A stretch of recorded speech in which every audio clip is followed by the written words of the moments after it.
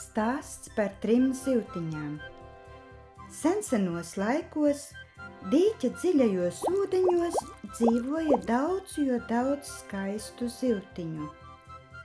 Viņas dzīvoja draudzīgi, laimīgi un saticīgi. Viņas pat spēlēja zivju volejbolu kopā. Reizēm piedalījās arī Grabja kungs.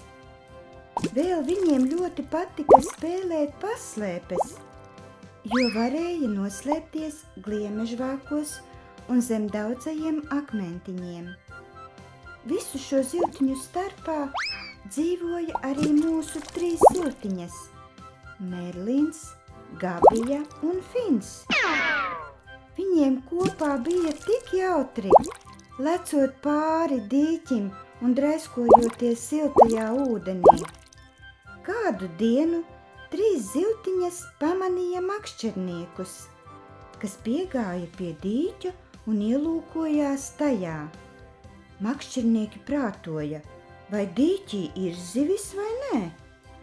Tā kā dīķī bija daudz dažādu zivtiņu, makšķernieki tās ieraudzīja un ļoti nopriecājās. Viens pat teica: skatu, cik daudz zivis te ir, lūk, kur peld lielas.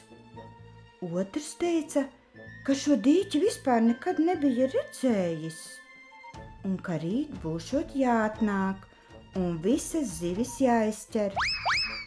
Par laimi viņu sarunu dzirdēja mūsu 3 zivtiņas. Vīri vienojās un devās prom.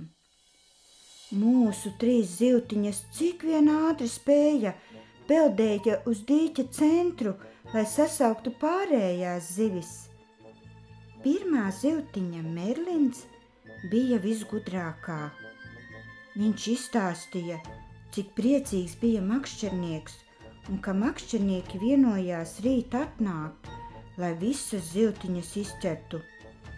Pārējās zivis sauca: vai tad jūs negribat dzīvot?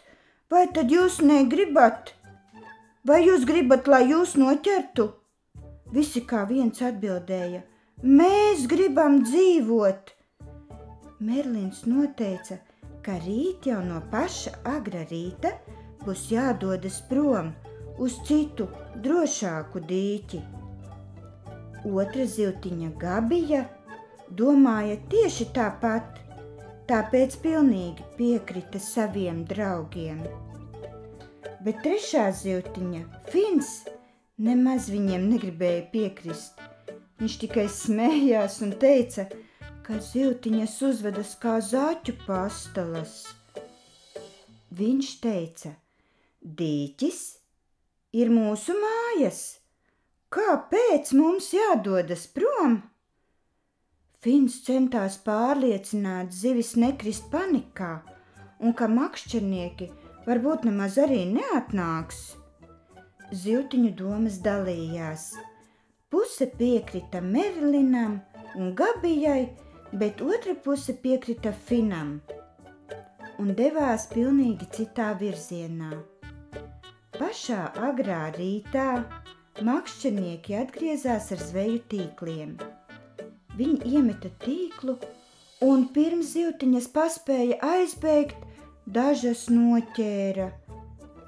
Noķēra arī Merlinu un Gabiju.